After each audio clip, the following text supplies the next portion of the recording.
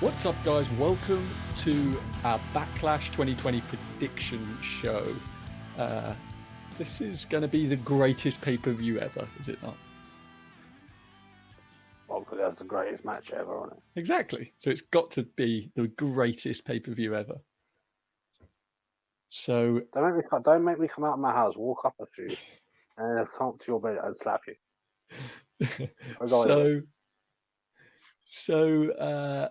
Let's just start with the first match announced: Apollo Crews versus Andrade for the United States Championship. Who you got? To fucking put it back on Andrade, I would be fucking pissed. Yeah. I don't want to see him with the belt, but I see it happening as if Vince is doing his thing of, I don't want these people. They're probably going back on Andrade. Yeah, I agree.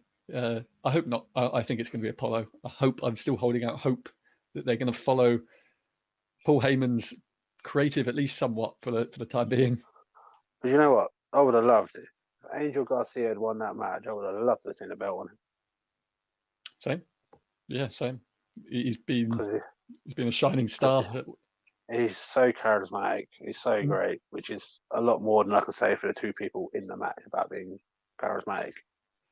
I completely agree. So we then have the triple threat tag team match for the women's tag team championship: Bayley and Sasha Banks versus Alexa Bliss and Nikki Cross versus the Iconics. Who you got? If the Iconics don't win, I'm setting the world on fire. Yeah, I could have predicted that was going to be your response. Literally, I will burn the world to the ground. I will do a Joker of a certain film. I will burn the world to the ground if the Iconics don't win. I very much want the Iconics as well. I hope so. I don't know. They could go anyway. I can see all three of these teams winning, but I hope it's the Iconics. Well, to be honest, this is the perfect time now where they lose, and it's the perfect time to have the Sasha and Bayley kick off. Yeah, I agree. Yeah, like Sasha costs the match or something, and they can. But at the same time, it was also pointless on why the freaking hell did they just beat Alexa Bliss 2 weeks ago? Not 2. Last week. This is like when them putting Charlotte in the Becky Lynch Ronda match. You know, they just for no reason I put the championship on them and throw them in the match when it could have just been the Iconics versus Alexa and Nikki, and it still would have been fine. But whatever. Well, we're still going great with Raw. That storyline was going great. Yeah. But yeah, hopefully it's the Iconics. So we then have the singles match over, I don't know, a urine test. Jeff Hardy versus Sheamus. Well, I can see Jeff Hardy winning that piece of this. Yeah, I should hope so. You know, you stop agreeing with me with every match. It makes it no fun. I think I can see this this continuing, so I could see them going with Sheamus, but I think it's going to be Jeff. No, I think it's Jeff. Building for the babyface win. Yeah. We then have the Raw Women's Championship match: Asuka versus Nia Jax. I mean, I assume it's going to be Asuka, and I assume that Charlotte's going to interfere in some manner. Nia Jax is going to win just because she's going to pretty much paralyze Asuka. That is also highly likely. So, I'd like to see Asuka win it, but she might get paralyzed. So I'm going to say Nia for now.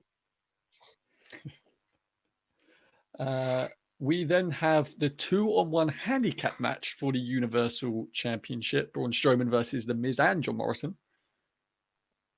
I'm going to assume Braun is beating them, but I don't know.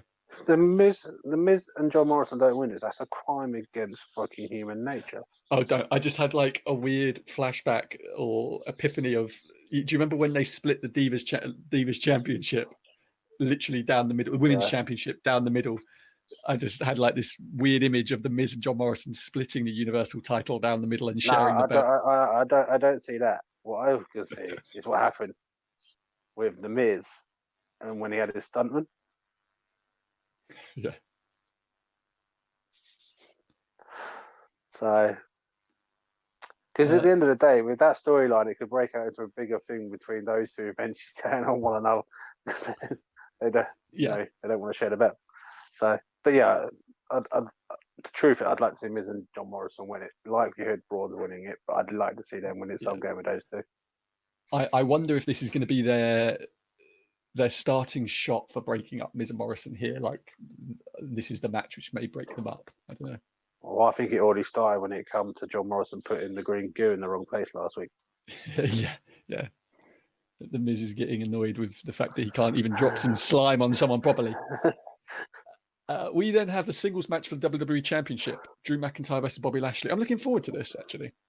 Well, as I said, this has got some great heat, and I'd love to see it go for like 3 months and have Drew for the moment win this one, win the next one, and then Bobby Lashley at the end of it win it.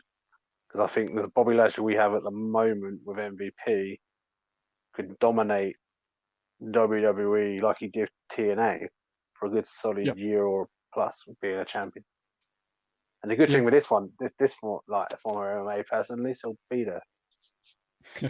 No, I agree. This is the first time they've actually done anything with Bobby since his return, and it's been very good. It's been very good, and I assume Drew's winning this, and I hope you're right, and hope they do continue this on. Who knows? But yeah, I've got Drew. I'm going to go with Drew because I had my aim at in 3 months' time, Bobby Lashley wins. So then we have the greatest wrestling match ever as the main event. It'd be actually funny if this opened the show rather than main evented it.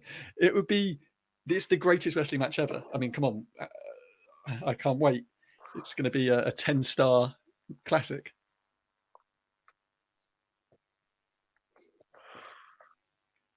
I have fuck all to say about it. The only good thing that came out of this is the fact that Christian finally made it on TV. I know. So I don't even know what to say about this. Who have you got? Christian. That would be so funny. Christian runs in and wins the greatest wrestling match ever. No, Christian's already a winner, mate. He was on he did the Peep Show. He made it back on TV. I'm going to assume I have. God, do you know? I don't even know where to start this. I'm going to assume Edge, but I really don't know. I don't know because Edge ran at WrestleMania, so yeah. I don't know. Well, it's pre-recorded. It was pre-recorded on June 7th, but I'm generally honest because WWE creators really fucked this up by having to put the greatest fucking wrestling match ever, and then not even being bothered to change when they still just show the song of The Greatest Showman, not changing a few lyrics to The Greatest Showman, the greatest wrestling match. Really fucking irritating. So I just don't give a shit. They created one of the most fucking pissed me off because they couldn't be asked to do small details like this. So I heard the other day that obviously this was supposed to be a Saudi show. It wasn't going to be Backlash. It was going to be a Saudi show. I'm assuming this was going to be called like The Greatest Show or whatever. And they planned and made all the stuff for the greatest wrestling match ever for Saudi. And then they just thought, fuck it, we'll stay with it and do it for Backlash. Which is just incredible. But I don't even think the Backlash, I don't even think the Saudis would want to see this shit for the fucking greatest. Yeah, I'm sure even the Saudis would be like, we bought the greatest Royal Rumble. We're not building this. Just get the fuck out of my country now. Give me this bullshit. So what's your prediction for the greatest wrestling match ever? Give me a name. I told you, Christian. Give me a name of a participant in the match. Who's the referee? Edge or Randy Orton? Neither one's coming out of this looking good. So. No, it comes to something when both people leave the greatest wrestling match ever looking bad. All I can safely say is they're both going to be losers. So whoever thinks, how can you do the greatest match ever and not have AJ Styles? Yeah. Well, there we go. And they've been comparing it to Brett and Owen and Taker and Shawn and all that. They've had the balls to compare it to some of the legit best matches ever. this is the thing that I found funny for this whole storyline. We'll get these wrestlers up, and we'll get this, and we'll get that, and then we'll start comparing it to. How can you compare something that hasn't even happened yet? Yeah, I don't know. You just can't. But anyway, head over and follow us on Twitter at SEW_podcast. Please like and subscribe to this video. And we will see you next time when we review the greatest show ever. We're out.